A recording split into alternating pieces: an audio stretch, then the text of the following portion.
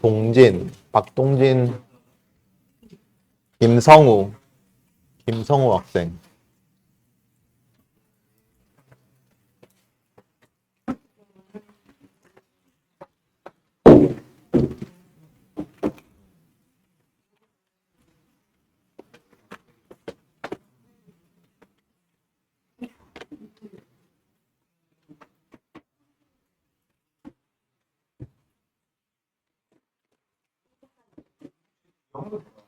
아니요, 한글로 쓰셔도 돼요.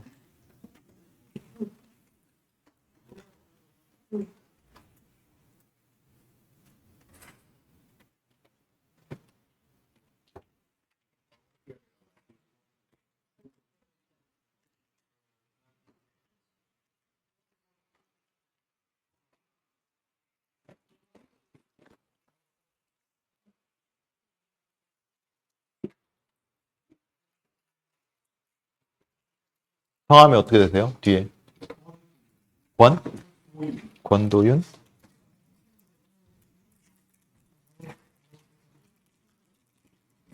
6, 그룹 6, 큐빗. 네.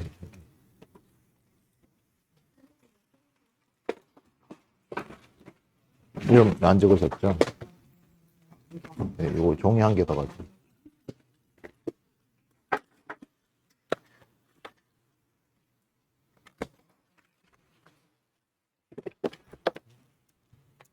아, 이거 필요해? 네. 아, 가져가시고. 이름 적어서 저 앞에다가 보이게 써주세요. 크게 써주세요.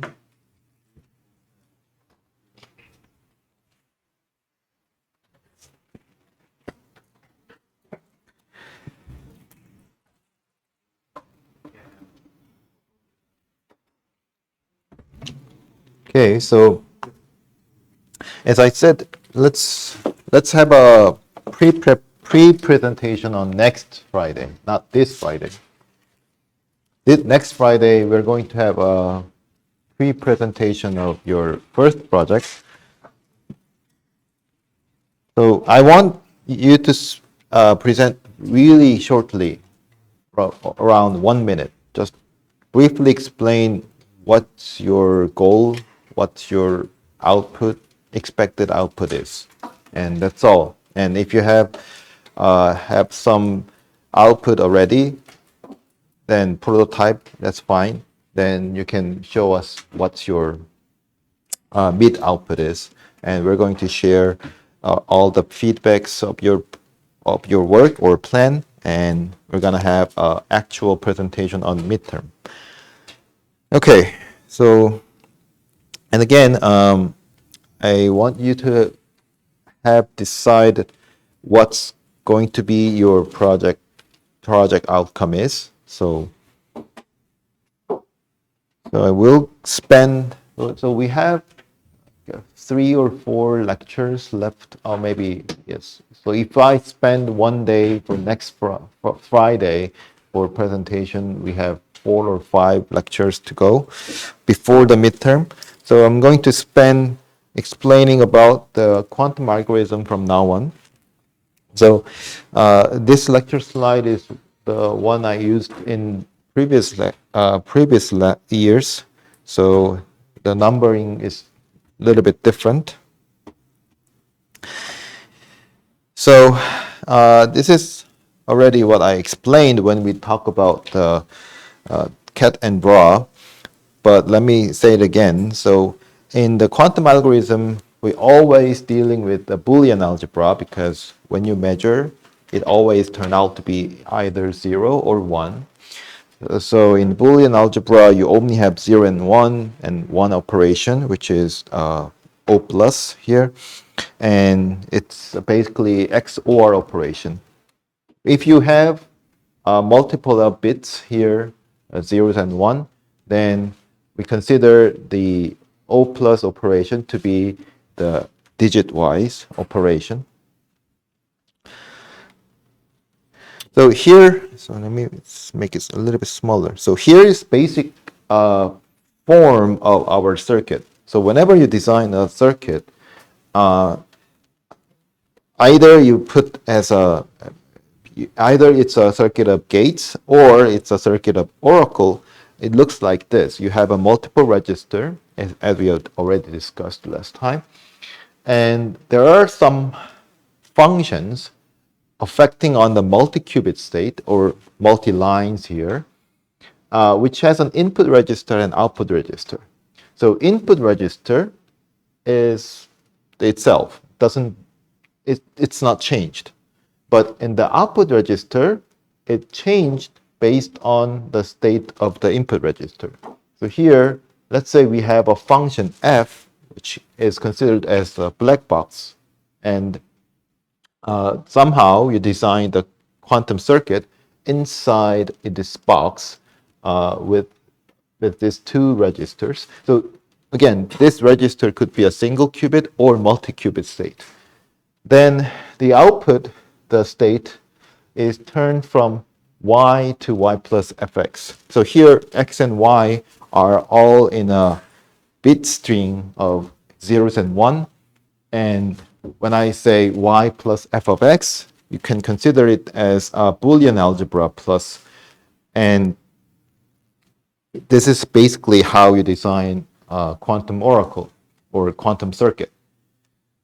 So the simplest example is the C0 gate. See, C0, let's say if the input is the controlled gate doesn't change, but the output state is changed, right? So based on the state of the input or controlled state. So here is an example of a simple gate, a simple oracle. Let's say we have a function that sends 0 to 1 and 1 to 0. I want to design a quantum function represented by this function. So if my input state is the input variable x and 0 and 1, the output is not the one that is changed on the input state, it's affected on the output state. Okay, so that's the difference between the normal classical function, classical circuit, and the quantum circuit. Okay, so we're not changing the input state, we're changing the output state based on the input state. So if the input state is 0, I want to add 1, which is because f0 is 1, to the state of y. And if it's 1, then I don't want to change it, because when I add 0 to the state y, it's already 0. But so I put it as y prime. So y prime is going to be y plus 1 if x is equals to 0, y prime equals to y if x equals to 1. That's basically how the oracle represents the function.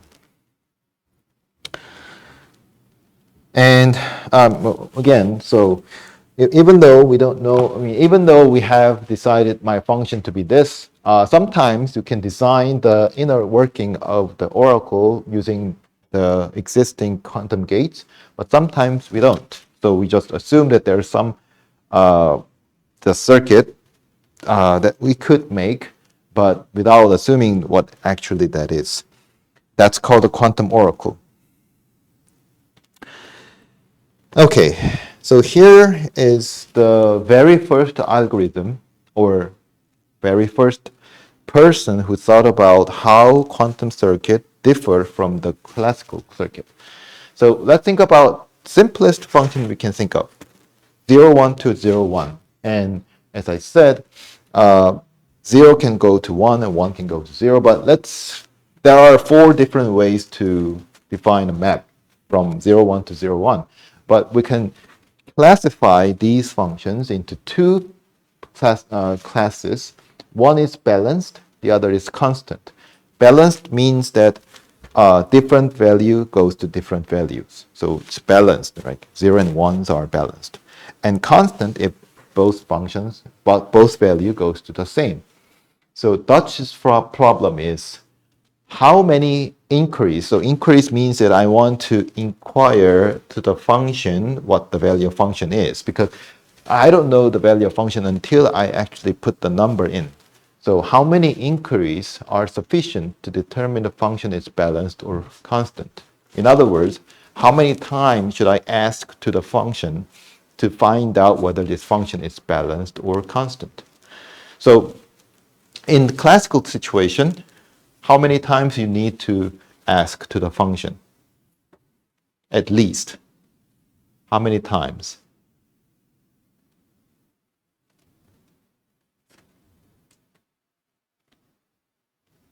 It's just two, right? You need two inquiries, right? That's obvious.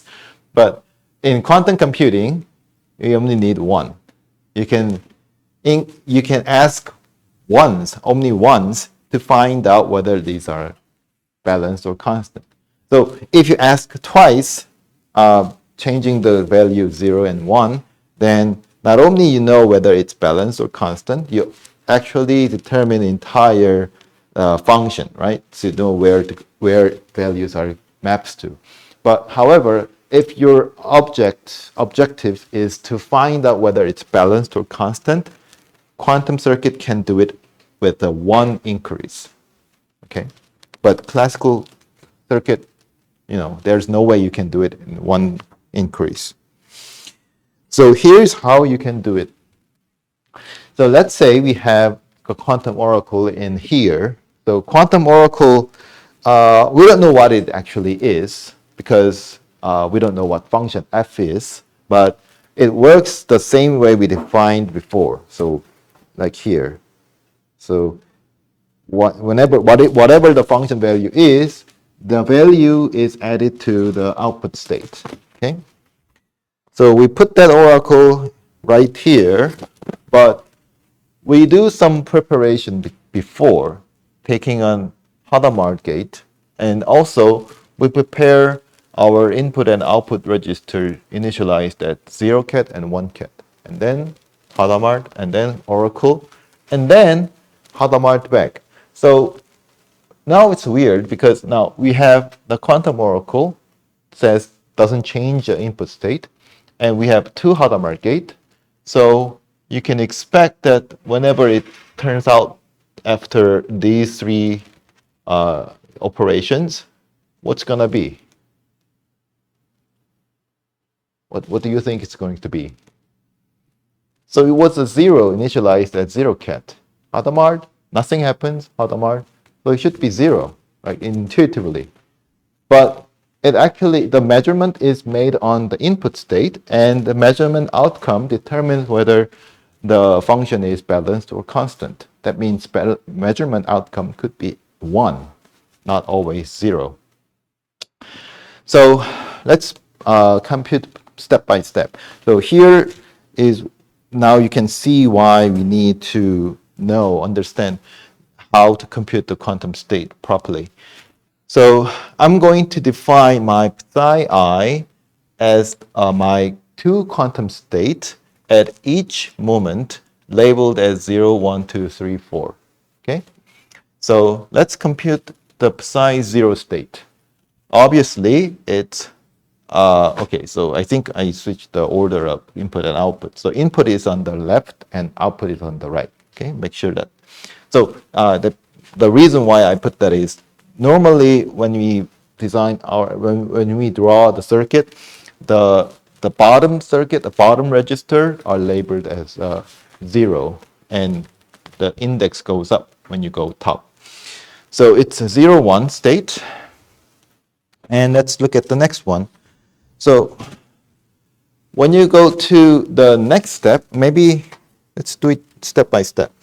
So when you change it, when you apply the Hadamard gate, let's see what happens here. Psi 1 is now plus minus, right? So sometimes some student asks how to compute this, but it's easy. 0, 1, 0, minus 1. So you distribute zeros and ones, and it's 0, 0, minus 0, 1, 1, 0, minus 1, 1. Okay? And then appropriate coefficient should put on. So it's 1 over 2. That's my psi 1. Now, that's the state when we are here. Now, let's apply this oracle. So, oracle says it depends on the value of my input. So, let's put it here. Psi 2 is going to be turned into, so let's look at this 0, 0 state. So, in this case, my input state is 0. So, and then the output state will be turned into 0 plus F0. So F0 is either 0 or 1, but you don't know which one is. So, however, when we add anything to 0, it's not affecting the outcome. So it's 0, F0, right? And then 0, F0 plus 1. So this whole thing is just one bit here. But when you take the plus O plus to any number, add 1 to the any bit number, then you change your bit, right?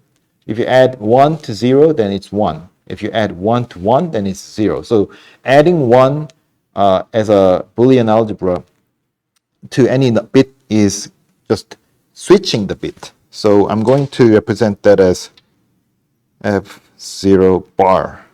The meaning that F0 bar is the opposite of F0. Okay?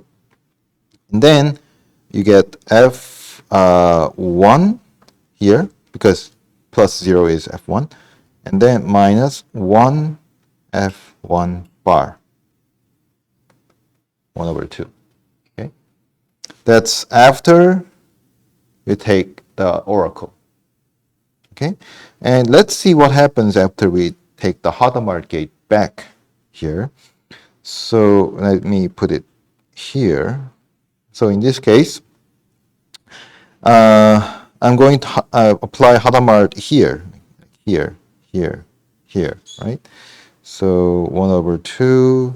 So 0 F0 plus 1 F0. Okay, so I'm split it into 2. Okay, so maybe I should put 2 square root of 2 over here, but it will cancel out anyway. So, and then I wish I can use Blackboard, but let me, is it okay to write it here? Can you see, everyone can see it here? Okay. So then minus 0 F0 bar minus 1 F0 bar and plus, so here it turned into 1 becomes minus, so 0 F1 minus 1 F1, right? And then how about this? So I'm going to write here. So 0 F1 bar and minus 1 F1 bar, okay?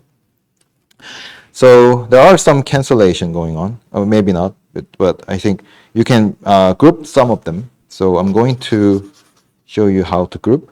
So first, let's group this one and this one. So let's see, 0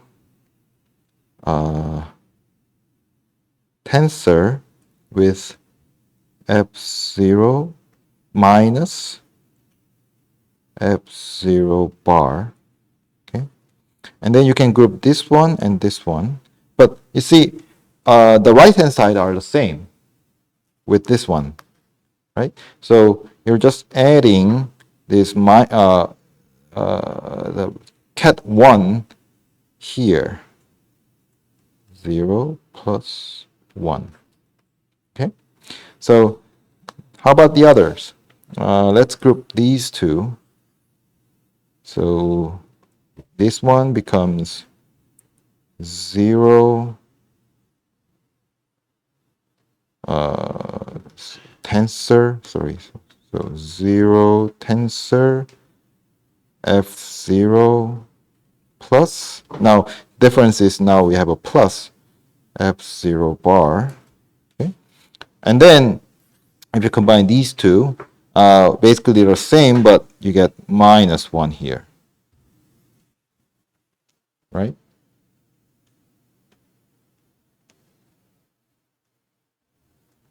I think the Hadamard shouldn't be here. Maybe, okay. So let's compare, let's go to the next slide. So remember that we have psi up to psi 3. I think we shouldn't have psi 3. So, yeah. So we have,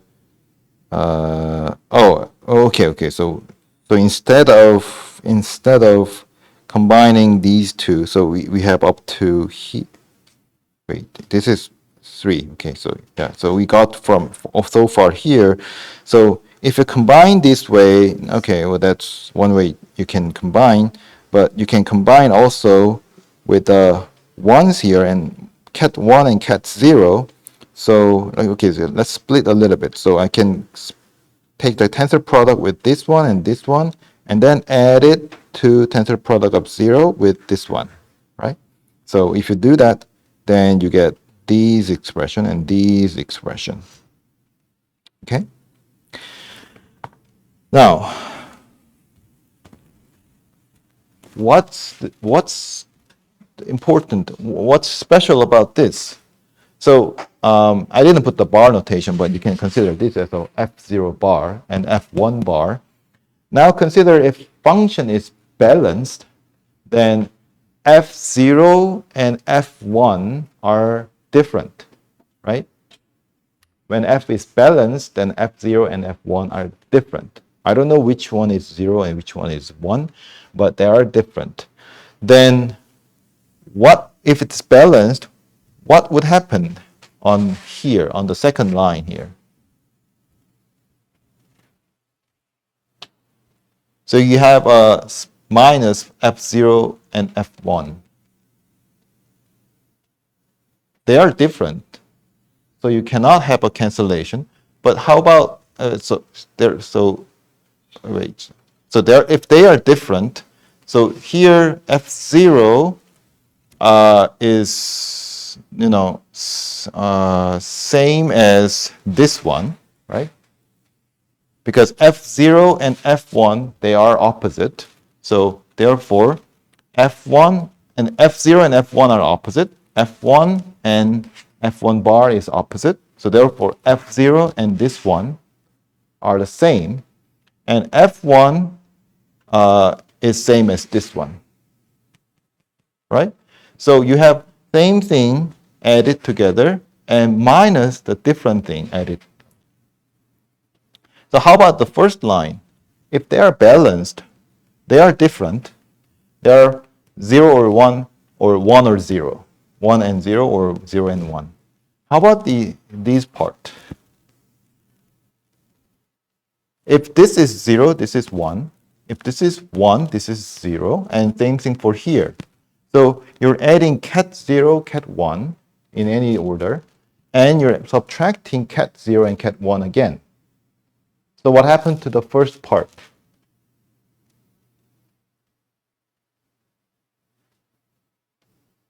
Are you following me? Okay, so we are assuming F is balanced. Okay?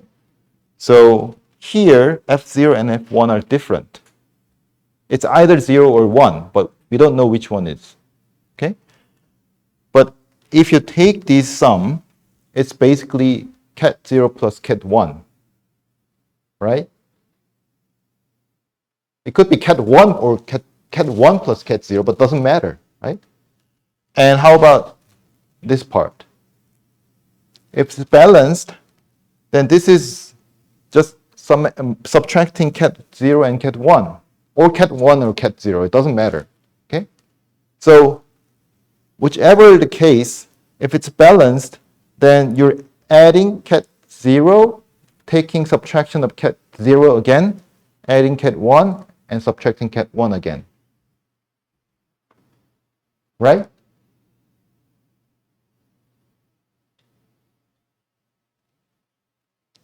Are we following? Are you... Wait. Kono. 이해돼요? 무슨 말인지 알겠어요?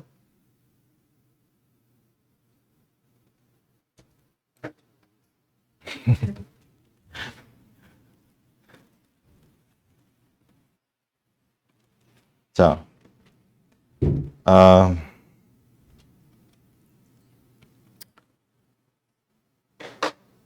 어디서부터 할까요? F가 뭔지? 처음부터 해야겠네. 자, 자, f is a function from 0, 1 to 0, 1. Okay? How many functions are there? How many such functions are there? 4. Okay? So we don't know which one is balanced. We don't know whether function is balanced or constant until we ask to the function, which means that until we input any value into the function and see the output. Okay?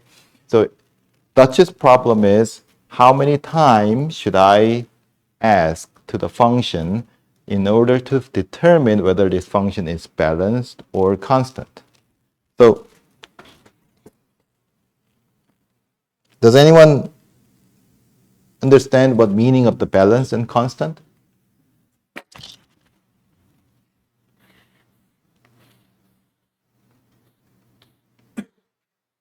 Sorry.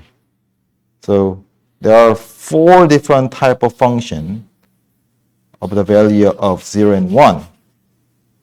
It could be 0, 0, 1, 0, 0, 1, 1, 1.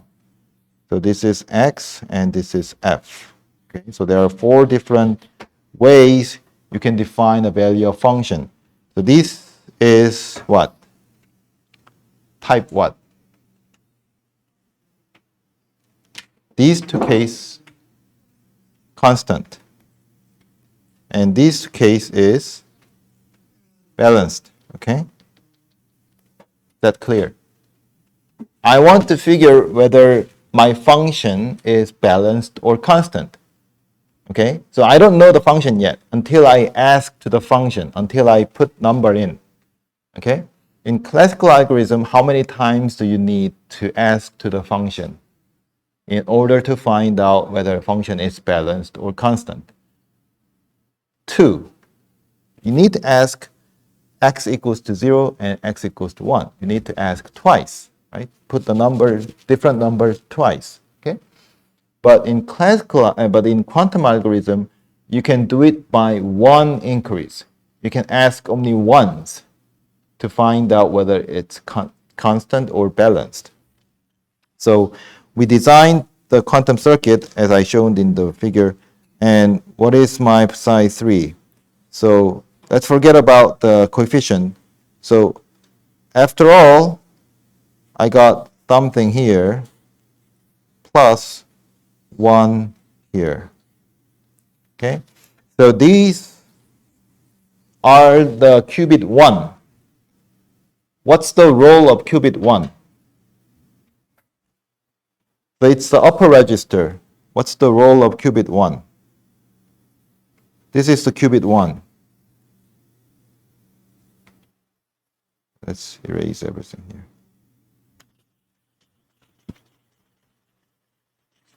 So what's the role of qubit 1? It's the input register, right? This is the qubit 1. Okay? So we have these 2 states superposed as the third stage of our 2-qubit state, and we have cat 0, cat 1 in input state. Okay? And these 2 are the output state. These 2 are the output state.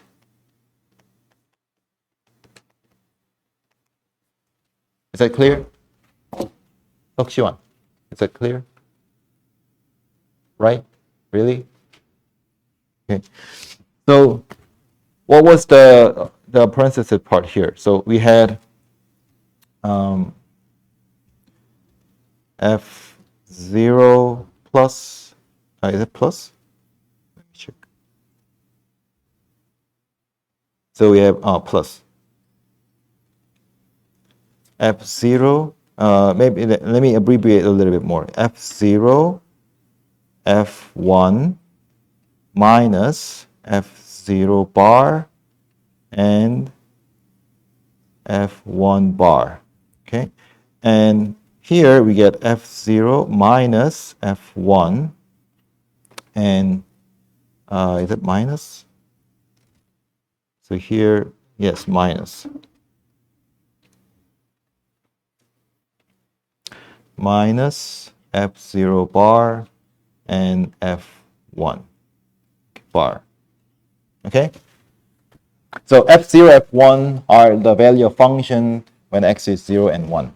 Okay? Now, either one of these is going to vanish depending on the balanced or constant nature of the function. So suppose the function is balanced. Okay?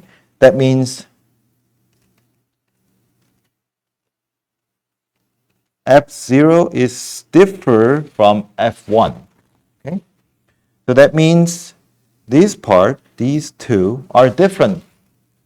It's cat 0 and cat 1. Okay? How about this? They are also different. So it's a cat 0 and cat 1. So you're adding cat 0, cat 1 once each time, and then subtract cat 0 and cat 1 again. So what happens to this state? 0. What do you mean by 0 vector in the quantum state? Non-existence. There's no such thing. So it's just plain non-existence. Okay, so that means this should survive. So that means it could be 0 minus 1 and blah blah 1 or something like that, or 1 minus 0 blah blah something like that. But it doesn't vanish. When it's balanced, this part doesn't vanish. But then, what is the measurement outcome of the input register in this case? This one. You will read 1 when f is balanced. Okay? So, therefore, sorry. So let me erase everything here. When this happens, F0 and F1 are different, then the measurement outcome is equals to 1. So when you read input register, you will see 1. What if it's constant? So if it's constant, now the situation is reversed. You have F0 and F1 the same. Therefore, you get this one canceled each other. And that one also, it's actually plus, sorry. So there's a mistake. So this one all vanishes to 0. So this one survives, right? So you get measurement outcome equals to 0. Okay? So that's a very strange thing. So let's look at again the oracle. The shape of the oracle says the quantum state doesn't change on the input register. Okay? Whatever that is, it's the same state. But just because you put the Hadamard gate, it's a Hadamard gate that makes this work. Just because you put the Hadamard gate, the measurement outcome suddenly becomes either 0 or 1, even if the initial state is 0. And depending on the measurement outcome, you can have an information about the oracle and actually about the function. So that's a profound discovery. So, well, there's no practical application, but still, there is a jump between the classical computing and the quantum computing. Now, if your object it depends on your objective, the quantum computing can be better than the classical computing. That's what the Dutch's algorithm says. So we're going to build up from here. So every algorithm is going to build up from each algorithm, previous algorithms. So everyone clear about this algorithm? Okay? I want to make sure that everyone understand. Are you okay? 건호? 괜찮아요?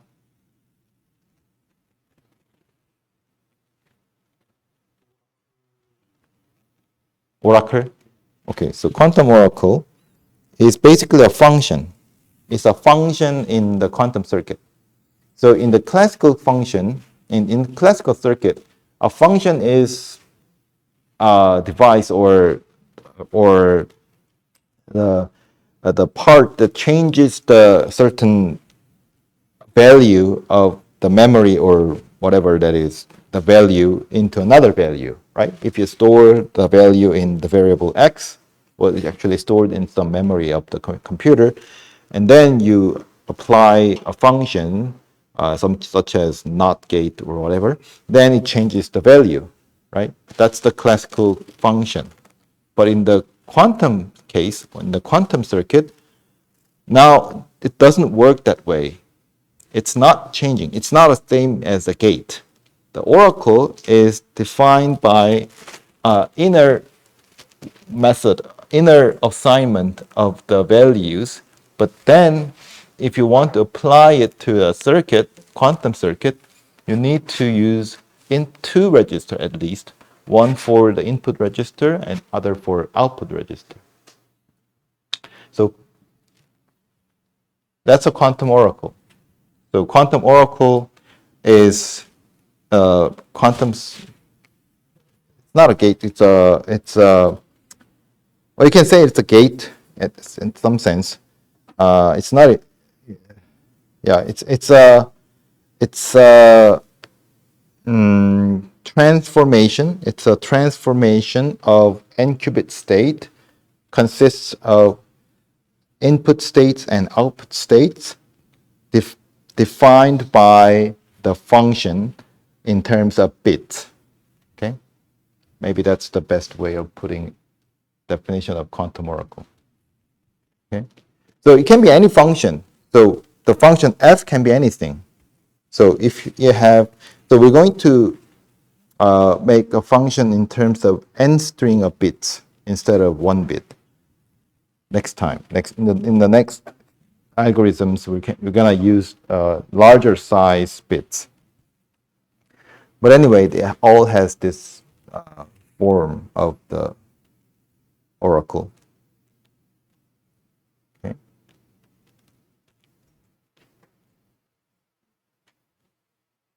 So I know that this is confusing if you see it first time. So, that's perfectly normal because you might wonder why you need x anyway, because it doesn't seem like doing x doesn't do anything. It actually does doing something because it depends on the value of x. You change your output state. However, but the problem is, now the problem is this x is not 0 or 1. It's a quantum state. It's a superposed state of the 0 ket and 1 ket. So so you might, okay, so this might be confusing maybe if I guess correctly. So if you have non-zero or non-ket state, let's say this way, how does your quantum oracle works? So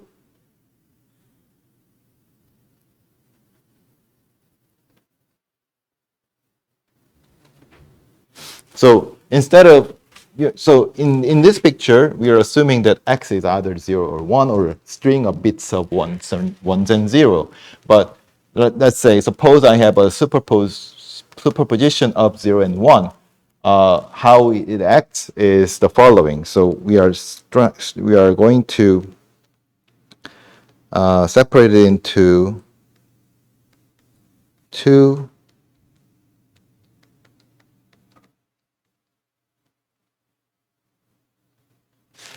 summation of the ket state, 2-qubit state, and then we're going to modify, we're going to send it through the oracle, and then that becomes, let's say,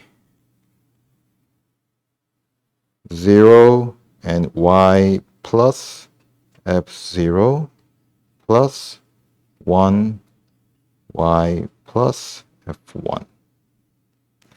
Okay. So once it passes through the oracle, you cannot say anymore the output and input and output registers are tensor product of these two states. You see, these are not the tensor product. It's now entangled in some sense, right? And that's why you don't get the same measurement outcome after you pass through the oracle. So is that the point that you were confused?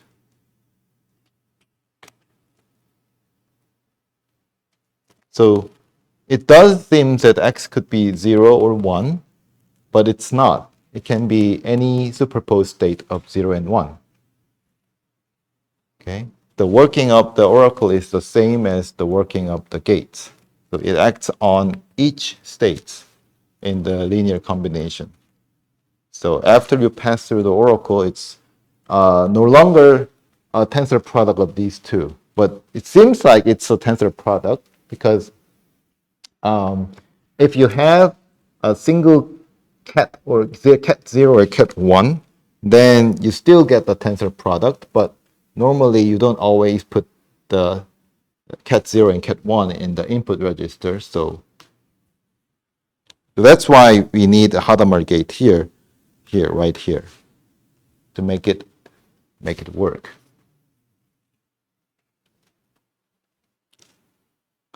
So everyone clear about this situation? Yes.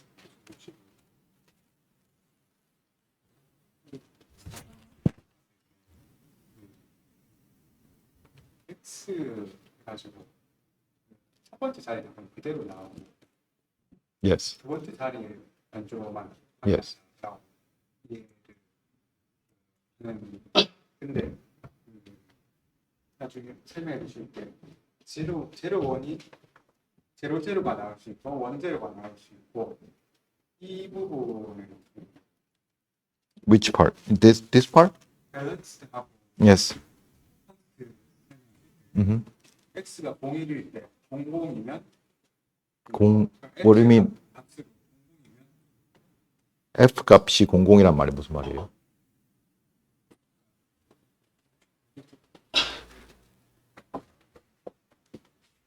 아, 네. 어떻게 나온다는 건지 잘 이해가. 이거는 그냥 함수에 관한 거. 함수가 이 중에 하나일 거 아니에요. 채널 두 개를 넣는데 네. 그거를 아니 그게 아니고 이거는 그냥 binary function이에요. This is just classical function. If you input one bit, you get 1 bit. Okay? Just classical function. Okay? So based on the choice of our classical function f, you can design your quantum oracle UF. And the working of quantum oracle is U plus Fx on the output register. Okay. So this is not the state that you're going to put into the quantum oracle. It's just the classification of all possible functions in our condition. Right? I think yes, that's very good. So I want everyone in the same page. Okay. So Sangmin, yeah. Do you have any question?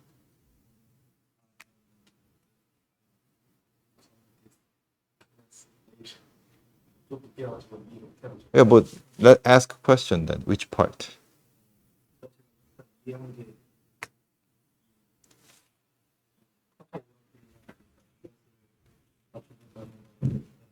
밸런스를 맞추는 게 아니고 그러니까 밸런스인지 아닌지를 맞추는 거다. 예. 네. 이 알고리즘에 넣어서 한 번에 알아갈 수 네. 있다는 네. 이게 네, 맞아요. 네. 중요한 건 이게 왜 그렇게 되는지 계산 과정은 이해했어요? Okay, maybe we can do it together. So I think I skip at here. So let me okay, just right here. Or I'll give you a chance to do it on your own. So I'll draw the picture anyway. But how about you do it? You guys do it with your group. So here is first it's 0 and 1. So this state is psi 0, psi 1. After quantum oracle, psi 2. After Hadamard, psi 3. So find out all the representation of psi 0 to psi 3. Okay, so I'll walk through how you are doing, and if you have any question, ask me anytime.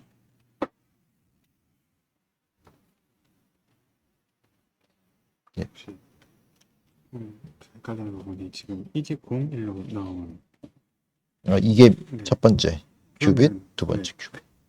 F를 거치더라도 앞에는 무조건 0이 나오게 만들어야 된다. 아니 여기 말하는 거예요. 0, 1, 0. 이거를 이렇게 관측했을 때 네. 3분 그림상에서 X는 그대로 나와야 되는 거잖아요. 그래서 이론상 그렇죠. 네. 그러면은 네. 그 이제 논리 전개 이게 맞는 건지 모르겠는데 여기서 나오면 무조건 0이 나오도록 이 F를 설정해야 된다. 이 말 아니. 그건 아니에요. 네. 아, F를 설정한 게 아니고 F는 이미 주어진 거고 F는 정해져 있는 거예요. 네. 근데 문제는 이제 이게 0이 0으로 나올 수도 있지만은 1로 나올 수도 있다. 네. 네. 이 F가 뭐냐에 따라서. 네. 그러면 만약 그렇게 나오면 이 처음에 설정한 이 퀀텀 펑션의 정의가 저는 여기에는 인풋은 인풋 스테이트를 그대로 유지하면서 이걸 이렇게 하는 거예요. 그러니까 여기서 캐치는 뭐냐면 X가 그냥 0 아니면 1이면 네. 0이 아니면 1로 나오겠죠. 네. 근데 X가 이 X라고 쓰여진 요게 네. 0과 1의 슈퍼포즈 스테이트일 수도 있잖아요. 네. 그러면은 이게 똑같이 안 나옵니다. 똑같이 안 나온다. 아, X에서 X로. 근데 그냥 이건 약간 뭐라고? 그러니까 이거는 그냥 이 하나를 우리가 그냥 이렇게 cat 0, cat 1으로 봤으면은 네. 그냥 하나의 비트라고 생각할 수 있으니까 네. 이거 그냥 고치면 똑같은 비트가 나오겠죠. 네. 그렇지만은 일반적으로 우리가 이렇게 2 큐빅 게이트를 볼 때는 네. 전체를 봐야 되잖아요, 같이. 네. 그리고 거기에서 여기가 만약에 슈퍼포즈 스테이트면은 네. 이 전체 스테이트가 네. 딱 요 x와 y 프라임의 텐서 프로덕트 안 나올 수 있다고요. 아, 텐서 프로덕트로 안 나왔어요. 근데 이제 이게 x가 0이거나 1이거나 딱 하나로 이제 캣 스테이트가 베이스 스테이트로 정해져 있으면은 텐서 프로덕트가 되긴 하겠죠. 근데 일반적으로는 그렇지 않다. 그러면은 제가 조금 그러니까 헷갈리는 부분이 네. 어떤 부분? 그냥 이게 그러면 그냥 x, y에 대한 펑션은 그냥 새로운 아니요, 펑션은 지금 펑션은 x에 관한 펑션이죠. x에 관한 네. 펑션. 이게 f가 아니고 이건 UF고요. 네. 예, 유니트리 게이트고 네. F는 이 UF를 결정하는 네. 이 이진 함수예요. 이하면서 네. UF를 결정하는 이신 그러니까 X 값이 뭐냐에 따라서 네. FX 값이 결정되는 함수예요. 값이 뭐냐에 따라서 값이 결정되는 이건 그냥 클래시컬 함수라고. 클래시컬 함수. 그냥 함수라고. 그러니까 제가 뭐 표기를 할 때 F 그럼 여기서는 이제 클래식한 함수의 형태로 나올 수 있다. 이거는 그냥 0 아니면 1이잖아요. 네. 말하자면 그냥 여기다가 더하는 거죠.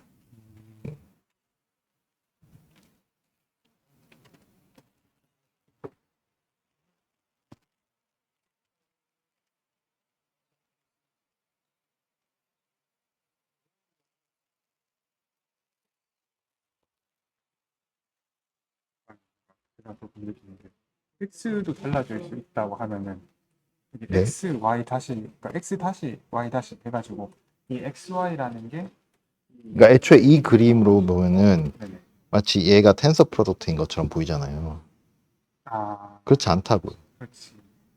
인풋 스테이트가 x가 x 프라임이든 x가 되든 인풋 스테이트가 x 프라임이고 아웃풋 스테이트가 y 프라임이다.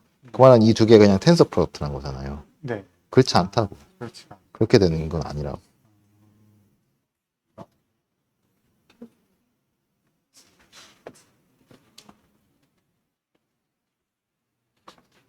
시원이 조언 어디예요? 네, 저 오늘 좋은 데이 가는 거 조언이 아무도 안 왔어요? 좋은 걸.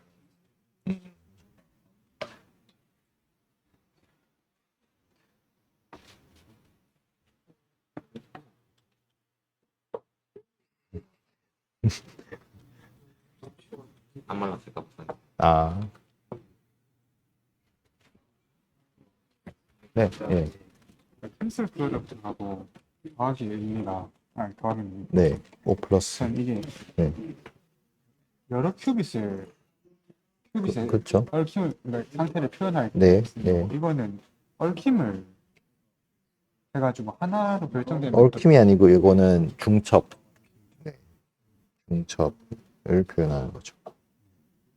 그러면 이거의 텐서 프로덕트 관계가 아니라는 사실을 네, 이거를 n 큐빗 상태로 그 말할 수 없고 하나의 큐빗의 측정에 따른 얘가 결정하는 그런 상태이기 때문에 네. 단순한 n 큐빗 상태가 아니라 다른 플러스를 쓰는 그런 형태로 표현이 돼야 된다. 이 게이트를 거치. 그러니까 이걸 따로따로 보면 안 된다고 애초에. 다음 따로따로 볼 수가 없다고. 하나로 봐야 된다. 이 두 개를 하나로. 그게 문제예요. 그게 이제 중요한 거거든. 그러니까 우리가 어떤 함수, 결국 클래시컬 펑션에 관한 성질을 알고 싶은 거잖아요. 네. 이 퀀텀 서킷을 가지고. 네. 보면은 그 퀀텀 서킷의 이제 인풋 스테이트를 바꿔서 측정 결과를 얻는 방식으로는 알 수가 없다고요. 그거는 그냥 클래시컬 컴퓨터에다가 넣는 거랑 똑같거든요. 네. 말하자면. 네. 그러니까 우리가 이거를 퀀텀 서킷에다가 넣어서 다르게 하려면은 우리가 이 인풋 변수와 아웃풋 변수를 독립적으로 보고 퀀텀 서킷을 만들어야 되는데 우리가 서킷을 뭐를 어쨌든 이게 완전히 그냥 물리적으로 분리되어 있지 않는 이상 얘네들은 다 하나로 봐야 돼요. 그냥 n 큐빗 스테이트 자체가 하나예요. 네. 따로따로 얘는 값이 얼마고 얘는 값이 얼마고 이게 아니고 그냥 하나라고요. 네. 그러니까 애초에 이 그림은 이 x가 하나의 비트일 때 비트일 때 말하는 거지. 네. 여기에다가 내가 어떤 퀀텀 스테이트가 중첩이 돼 있고 돼 있을 때 이렇게 뭐 텐서 프로덕트가 있어도 텐서 프로덕트 상태였지만은 여기가 텐서 프로덕트가 상태가 아닐 수도 있고 애초에 이거 자체도 이 두 개가 이렇게 텐서 프로덕트 상태라고 얘기를 하는 건 아니에요. 이 그림은 이제 각각 x, y가 비트가 값이 이 값으로 이제 딱 스테이트가 베이스 스테이트로 주어졌을 때 네. 이렇게 된다는 걸 얘기하는 거예요. 비트일 때만 그러면 네. 때만 네. 그러면 이 제가 이야기한 여기 하나의 그러면 상황을 가정을 한 거. 이 표시에서 0, 1을 여기 F 게이트에 넣었을 때 어떤 게 나와요? 네. 저는 그래서 최종적으로 0, 1을 텐서 프로덕트 근데 여기 중첩이 돼 있잖아요. 더하기. 중첩. 더하기 빼졌네. 더하기가 있잖아요. 음. 저는 그래서 이걸 어떻게 생각했냐면 이게 0 크로스 1 하고 근데 이게 두 개가 달라서 안 돼요. 합칠 수 없어요. 두 개 다르니까. 애초에 이제 이게 이 F가 뭐냐에 따라서 하나가 없어지기도 한다. 아예. 네. 같지 않아요. 같지도 않을 뿐더러. 이거와 뭐의 곱의 형태로 다시 분리를 해낼 수는 없는 거네요. 이게 근데 더하기 말하는 거 아니에요 지금? 더하기 이거 왜 텐서가 더하기 있어? 네, 더하기 이게 두 개 같다면 그렇게 할 수 있겠죠. 묶을 수 있겠지. 우리 쪽에 있는 게 같다면.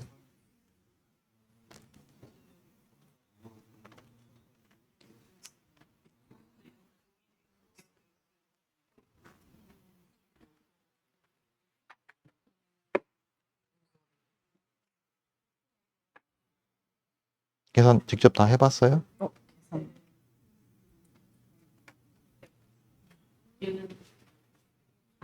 네.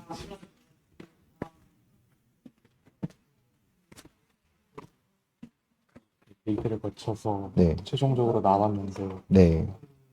펌에서 F가 밸런스드인지 콘스턴트인지 이해를 못하겠습니다. 음. 일단 계산은 다 해봤어요. 계산은 그것도 나중에 해봐야 되는데 일단 전체 로직을 좀 알고 싶어가지고 그럼 다 같이 설명할게요. 그럼. 저 계산 다 해봤어요? 이거요? 네. 이거는 저기 아까 해보라고 했던 이거 거. 해봤어요. 해봤어요? 네.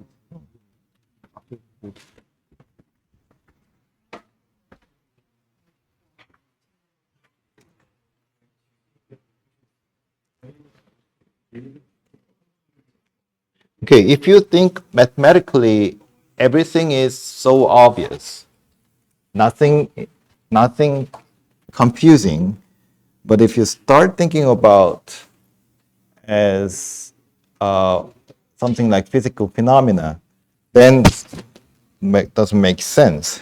So, all right. I'm assuming that you've done the computation already, so I'm going to skip to the final state. I'll explain this again. So let's see.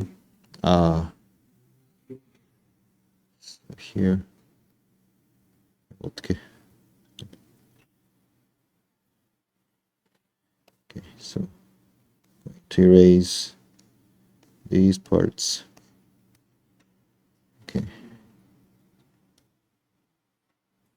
So here, okay.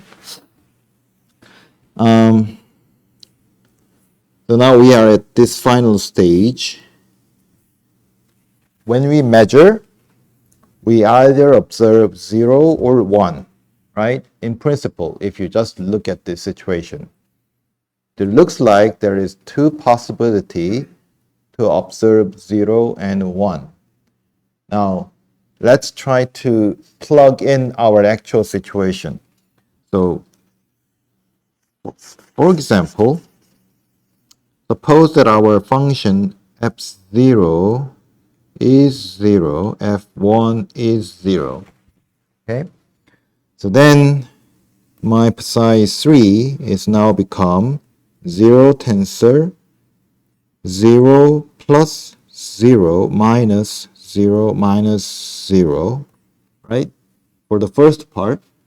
And the second part, 1 tensor 0 minus 0 minus 0 plus 0. Is that right? Let me check. Here we have minus minus plus, right? Oh, sorry. So I forgot to put the bar here. So 0 bar is 1. So I forgot to put 1 here. Okay. And then here I have 0, 0, and I have 1, 1, 1, 1. Right? So here we have 2 cat 0, 2 cat 1, right? And here we have 0 cat cancelled out, 1 cat cancelled out. So this becomes simply 0, not a 0 cat. It's a 0 vector, which means that there is no such thing. So there is no state whose input state is cat 1, because there's no output state. So when you take the measurement, if the function has this value, you always observe 0 on the input register. So how about what output register? It's a superposed state of 0 and 1. So you either see 0 or 1, but doesn't matter. Because in this case, since we observe 0, you immediately know that this survives, this killed, so the function is constant, right? So let's look at another case of constant function. So when f0 and f1 equals to 1, then psi 3 is now become 0 tensor 1 plus 1 minus 0 minus 0, right? And plus 1 tensor and f0 first. Yes. 1 minus 1 minus 0 plus 0. So here the same situation. We have 1, 1 canceled out, 0, 0 canceled out. So you don't have the possibility of observing 1 on the input register because this all becomes 0. So you always observe 0. So no matter which case is, if the function is constant, you always observe 0. That's because that's what survives on the input state. But what if you have a balanced state? So if you have a balanced, let's say f0 is 0, f1 is 1, then psi 3 is 0 tensor 0 plus 1 minus 1 minus 0, and plus 1, 0, 0 plus, actually minus 1 minus 1 plus 0. So look at the first stage. So we have 1, 1 canceled out, 0, 0 canceled out. So you don't have possibility of observing 0 on the input state. But here, so this one is 0, but this, the second case, it's not 0, it survives. But the input register is just cat 1, right? So you always observe 1 when you take the measurement on the input state. So same thing happens, a similar thing happens when f0 is 1 and f1 is 0. So when function is balanced, you always observe 1 on input state.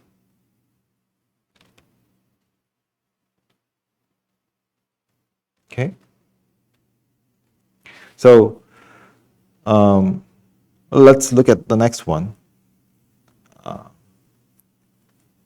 So if you so it basically there's not many quantum algorithms. They're basically the most effective one is Shor's algorithm, and if you look at deep down the idea of the Shor's algorithm, it's just the same as the Dutch's algorithm, almost same.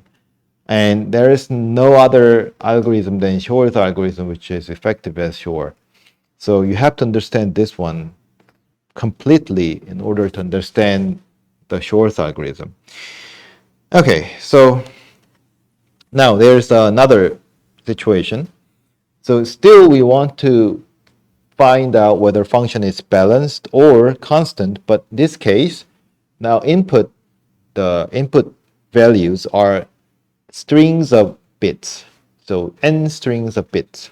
So if I write this way, this is the expression for the Cartesian product of n sets consists of 0 and 1. So it's an n tuple of zeros and 1. How many elements are there? How many elements of this set? N? 2 to the n, right? So it's a choice of 2 elements on each of n string. So you have 2 to the n. So basically you have 2 to the n elements in the domain, and you want to map that 2 to the n into either 0 or 1.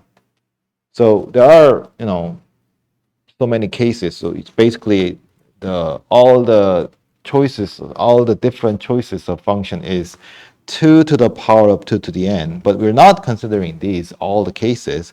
What we are interested in is either it's balanced or constant. So constant is when all the function value is either 0 or 1. Okay?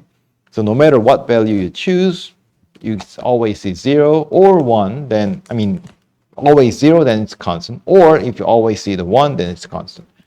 And it's called balanced if there are equal number of value 1 and zeros. Okay? So I'm not saying that every function of this type is categorized into 2 categories.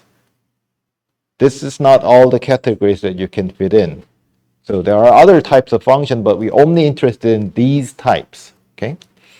So suppose that our function is either balanced or constant. Suppose that we have a function, but we don't know what that is, but we know that it's in the category of balanced or constant. Then how many times do you need to ask function in order to find whether this is constant or balanced? How many times? In the worst case scenario, how many times do you have to ask? How many times do you have to input the value into the function? 2 to the. So if you put all the input, all the elements in the domain, then you completely know the function. I'm asking, if you just want to find out the category of the function, how many times do you need?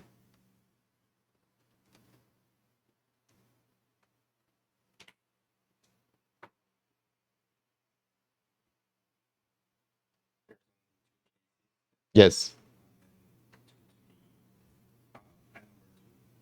2 to the n over 2.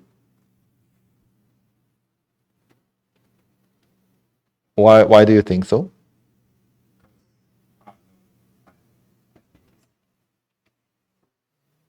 Or how many times do you think you need? So 2 to the n is too much. In this case, if you take the 2 to the n increase, you completely understand the function. Of course, you know what category is, but that's too many. You need less than this.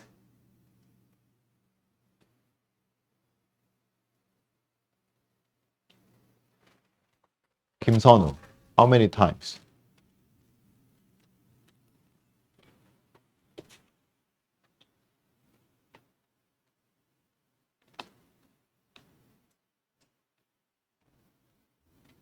So think about this situation. Here we have, let's see, f from 0, 1, 2 to 0, 1. So you need to put the 2 strings of bits, right? So 0, 0, 0, 1, 1, 0, 0, 0. So that's your x, the possible x value. Okay, so now it's a string of bits, so I'm putting the vector notation. So I want to figure out what the value of function for each input. Okay. Okay. So suppose I got 0 for 0, 0 as a function. Okay. Well, next time I got 1. But then what is it? What's the category of this function? Balanced, right? Because I assume my function is either constant or balanced. I know that information already. So if I start to see 2 values in the of the function, then I can immediately say that it's balanced, right? But now another case. So these are all the separate cases. Let's say I put 0, 0, I got 0, and 0, 1, I got 0. Can I say it's constant? No. You need to take another value. If you start to see 3 values of 0, then what can you say? It's constant. Why? Right. So there's no chance that you can see 1 here, because then it's neither balanced nor constant. So you don't need to search for the next value, because immediately you can say that it's constant. So how many times do you need to inquiry? So at least half of it, right? You need to ask half of the elements in the domain to figure out what that is. Okay, so you need 2 to the n minus 1 inquiries. Now that's the classical case. If you want to find out the nature of function in classical algorithm, you need this much. So the number of inquiries you need to take increases exponentially on the number of strings. So if you have 100 strings as an input, 2 to the 100th power, then you need to take at least 2 to the 99 times of increase to make the judgment about the function. Now, what does the Dutch-Zosa function says, problem or circuit says?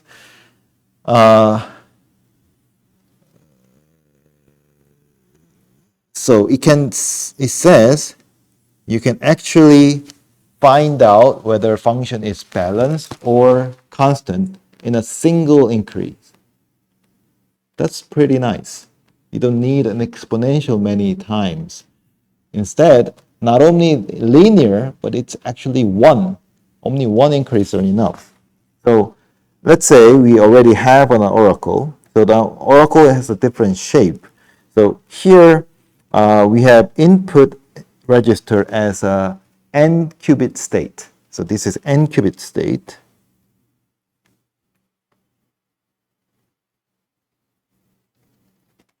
And as I said, quantum oracle don't do anything on the input state. It only changes the output state, but output state is always about the bit, 1 bit. So it's a single qubit state. So this is 1 qubit state. And as I said, output is a bit. The result will be y o plus fx. Okay, so here x is a n-bit string of 1 and 0. Although I talked to someone around there who the name is 세훈이라고 얘기했지만, so this one only implies that when you have a base state represented by bit strings of zeros and one, then you get this state. Okay, it doesn't tell you that whatever the state is, you always get a tensor product of these two states. Doesn't say that. It only says that if you put zeros and one, strings of zeros and one in here, which is a base state of n qubit state, then you get this out as an output. Okay. What we're going to do in our Dutch-Zosa algorithm is not using this base state. We're going to take a superposition of all possible state by taking a Hadamard. So here we have n state, n number of qubits, and take the Hadamard on every single qubit.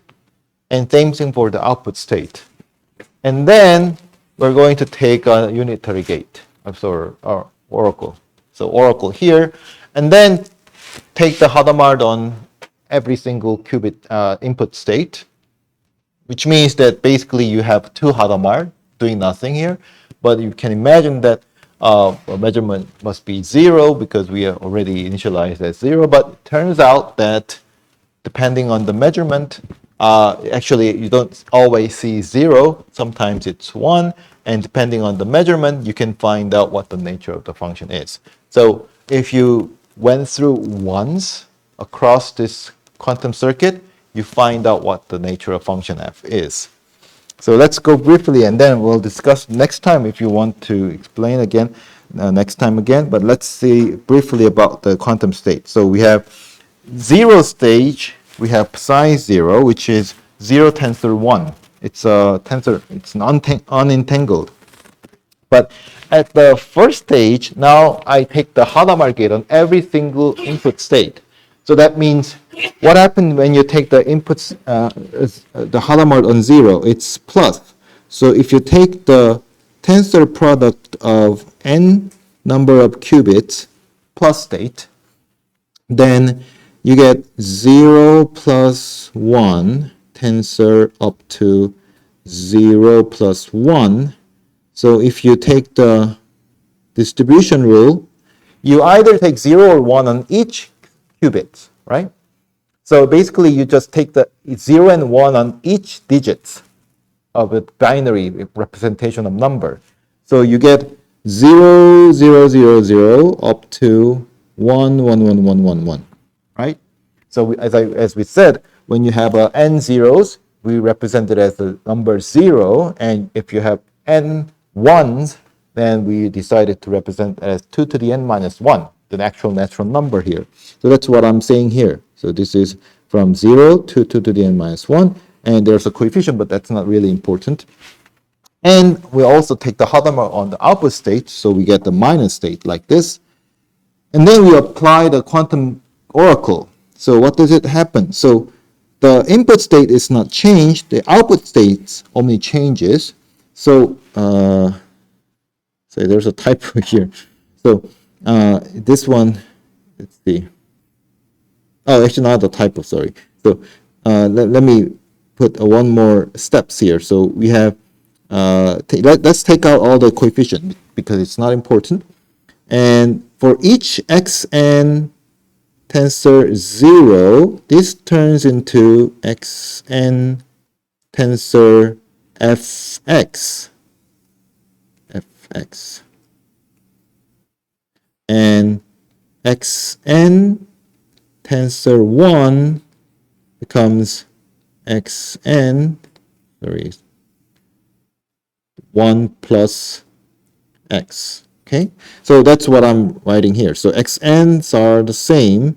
So we have 1 for fx and 1 for 1 plus fx. Okay, so these two are just added together, superposed with the negative sign.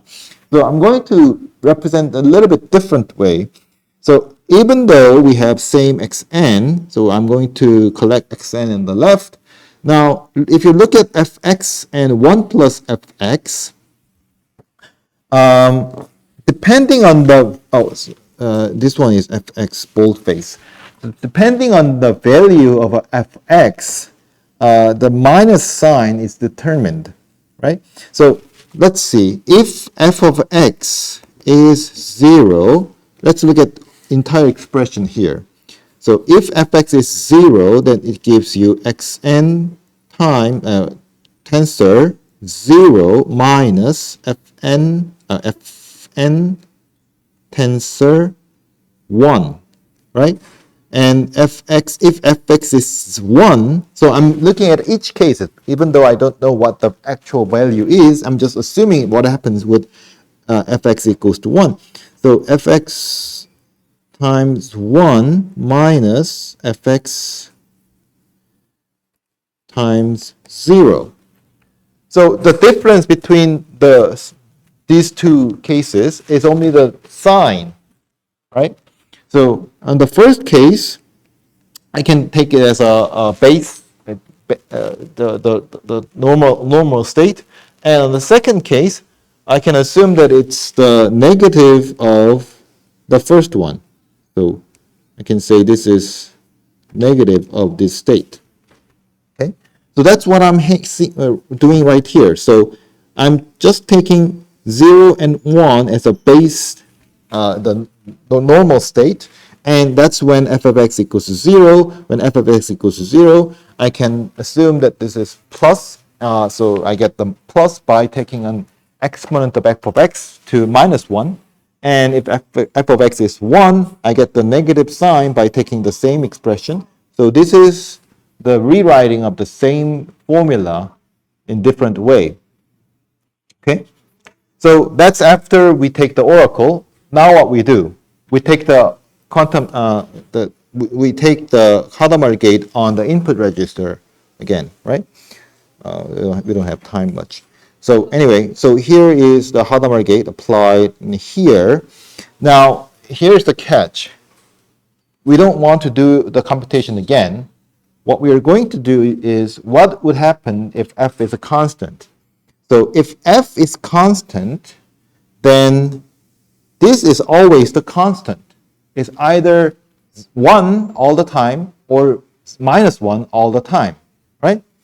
So if it's constant, then this can be just taken outside because it's constant. So what happens is it's plus minus 1 with some coefficient, doesn't matter. And we are taking Hadamard gate, so we can take out the Hadamard gate outside also on this superposed state, right? How did you get the superposed state like this? We got this superposed state by taking Hadamard gate on initialized state as 0.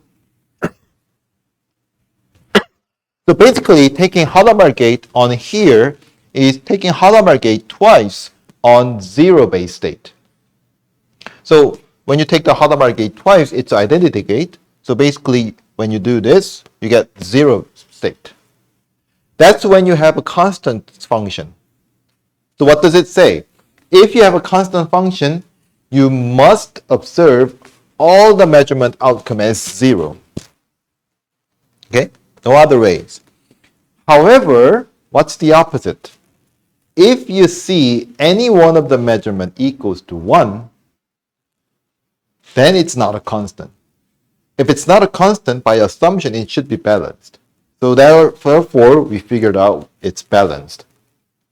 So now you might ask, oh, what if the balanced case could have 0, 0, 0 as one of the superposed state? That doesn't happen. So you can figure it out. I don't have maybe I forgot to put it here. So you can actually carry the computation to make sure that there's no 0 state in the psi3 state when f is balanced. So there is no such superposed state inside of psi3. That's very cool. So it's very, very powerful because you see the difference between 1 and exponential is very big. So we're gonna go through this part again. It's basically the similar as a Dutch algorithm, but basically that's why it's called Dutch-Sosa algorithm. But make sure that you understand this part, and if you don't, then make sure which part you don't understand fully, so we can start there. Okay, so see you on Friday, and then don't forget we're gonna have a pre-presentation on next Friday. 처음부터 네. 거기서